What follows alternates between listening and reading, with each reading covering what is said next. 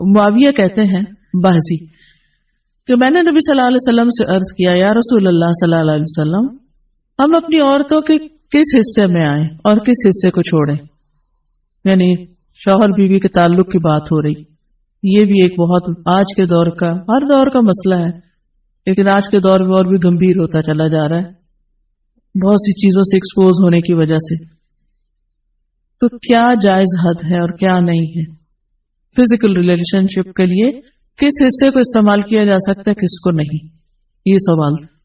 تو اس پر آپ صلی اللہ علیہ وسلم نے فرمایا تمہاری بیوی تمہارا کھیت ہے, تم اپنے کھیت میں جہاں سے چاہو آؤ. جہاں سے چاہو آؤ کا مطلب کیا ہے کہ جہاں سے کلٹیویشن ہو سکتی, یعنی کہ کھیت کے تعلق سے کیا بتایا نساؤکم حرث لکم فأتوا حرثکم انا شئتم. انا شئتم کا مطلب انا جو ہے ظرف زمان و مکان دونوں کے لیے آتا ہے کہ جانے کا کوئی خاص وقت مقرر نہیں کہ یہ دن ہے یا رات ہے, ایسی کوئی پابندی شریعت نے نہیں رکھی. اور اسی طرح جب کھیت کہہ کے بیوی کو بتایا گیا تو اس میں اس کی یعنی کہ اس کی قدر و قیمت اور اس کی حفاظت اور اس کی سرسبزی اور خوشحالی اور وہ ساری چیزیں اپنی جگہ ہیں. پلس یہ بہت ہی حکمت کی بات ہے کہ کھیت میں کچھ اگ جب ہی سکتا ہے جب اس میں بیج ڈالا جائے. تو اب شوہر بیوی کے ساتھ کیسا تعلق قائم کرے کہ اولاد پیدا ہو سکے؟ وہ اورل سیکس سے تو نہیں ہو سکتا, وہ اینل سیکس سے بھی نہیں ہو سکتا. obviously understood ہے کہ انا کا مطلب یہاں کیا ہے, ٹھیک ہے. یعنی یہ وہ باتیں کہ جن کو بہت لفظوں کو کھول کھول کے نہیں بولا جا سکتا, لیکن اٹس انڈرسٹوڈ. تو آپ نے کہا جہاں سے چاہو, یعنی کوئی رکاوٹ نہیں, ممانعت نہیں. اس کا یہ مطلب نہیں کہ ناجائز حدود فلان کے کہو کہ اس کی بھی ممانعت نہیں. البتہ جب تم کھاؤ تو اسے کھلاؤ, یعنی کہ شوہر خود آؤٹنگ ڈائننگ کے لیے چلا جائے اور بیوی کو کہے کہ بس گھر میں پکا لو اپنے لیے اور کھا لو, خود صرف دوستوں کے ساتھ رہے. دس از ناٹ رائٹ. بیوی کو بھی لے کے جائیں اور ساس بھی بہو کو جانے دے. جب تم کھاؤ تو اسے بھی کھلاؤ, جب پہناؤ تو اسے بھی پہناؤ. کا مطلب یہ ہے کہ عید آئی ہے, اپنے لیے سوٹ لے رہے ہو تو بیوی کو بھی کچھ لے کے دو. یہ ہے ایکوالٹی ایک طرح سے. تو اس کے چہرے پہ نہ مارو, اسے گالیاں مت دو, ابیوز نہیں کر سکتے. اور اسے قطع تعلقی اگر کرو, یعنی ویسے تو نہ کرو, لیکن اگر کرو تو گھر کی حد تک رکھو, کک آؤٹ نہیں کرو, گھر سے باہر نہیں پھینکو, گھر سے نہیں نکالو.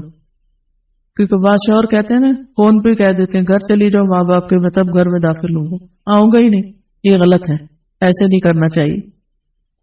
اور یہ کیسے مناسب, یہ کیسے ہو سکتا ہے کہ تم اس کے ساتھ یہ سلوک کرو جبکہ تم ایک دوسرے کے پاس حلال طریقے سے آتے ہو؟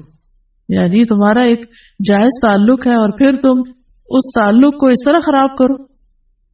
تو بیوی کو مارنے سے متعلق جو قرآن اور حدیث کی روشنی میں جو حکم ہے وہ سامنے. پھر اسی طرح غلام کو مارنے کی ممانعت, نوکر کو, غلام کو, اس کو بھی نہیں مارنا چاہیے. ابو مسعود بدری سے روایت ہے کہ میں اپنے غلام کو کوڑے کے ساتھ مار رہا تھا کہ میں نے اپنے پیچھے سے آواز سنی, اے ابو مسعود جان لو, اور میں غصے کی وجہ سے آواز سمجھ نہ سکا. یعنی ایسے مار رہا تھا کہ مجھے نہیں سمجھ آئی کہ کس نے پکارا مجھے. جب وہ میرے قریب ہوئے تو وہ رسول اللہ صلی اللہ علیہ وسلم تھے اور آپ فرما رہے تھے جان لو ابو مسعود, جان لو ابو مسعود.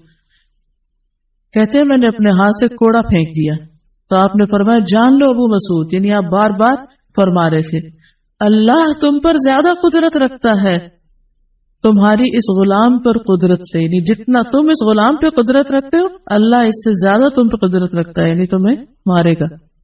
کہتے ہیں کہ میں نے عرض کیا اے اللہ کے رسول صلی اللہ علیہ وسلم میں اس کے بعد کبھی غلام کو نہیں ماروں گا. اور بعض روایت میں آتا ہے کہ انہوں نے آزاد کر دیا. ابو عمر زازان سے روایت ہے, کہتے ہیں کہ ہم لوگ ابن عمر کے پاس تھے, انہوں نے اپنے غلام کو بلایا جسے انہوں نے مارا تھا.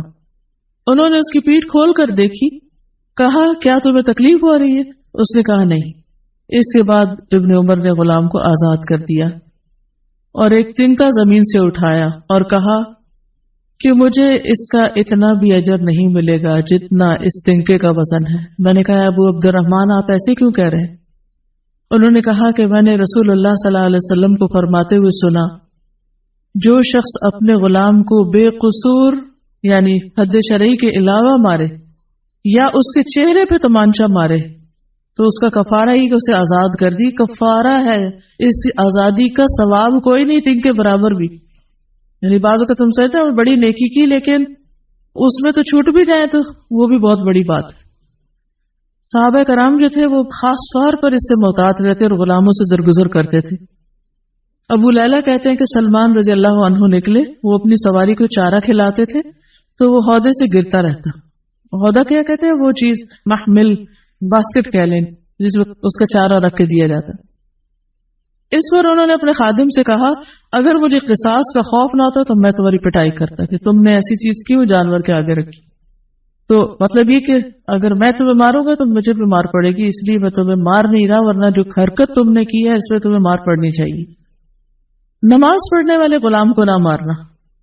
ابو امامہ سے روایت ہے کہ رسول اللہ صلی اللہ علیہ وسلم خیبر سے واپس آئے تو آپ کے پاس 2 غلام تھے. حضرت علی رضی اللہ عنہ نے کہا اے اللہ کے رسول صلی اللہ علیہ وسلم ہمیں بھی ایک غلام دے دیں. آپ نے فرمایا جو چاہتے ہو لے لو. انہوں نے کہا آپ میرے لیے پسند کریں. اس سے انداز ہوتا ہے نا کہ ریلیشن شپ داماد اور سسر کا کیسا. آپ صلی اللہ علیہ وسلم نے فرمایا یہ لے لو، اس کو مارنا نہیں، کیونکہ میں نے خیبر سے واپس آتے ہوئے اسے نماز پڑھتے دیکھا ہے اور مجھے نمازیوں کو مارنے سے منع کیا گیا ہے. آپ صلی اللہ علیہ وسلم نے دوسرا غلام ابو ذر کو دے دیا اور اس کے ساتھ خیر و بھلائی اور حسن سلوک کرنے کا حکم دیا. پھر ایک دن پوچھا ابو ذر میں نے جو تمہیں غلام دیا تھا اس کا کیا حال ہے؟ انہوں نے کہا آپ نے مجھے اس کے ساتھ خیر و بھلائی کرنے کا حکم دیا تھا تو میں نے اسے آزاد کر دیا. کہ میں وہ خیر و بھلائی کر نہیں سکوں گا تو بہتر ہے کہ میں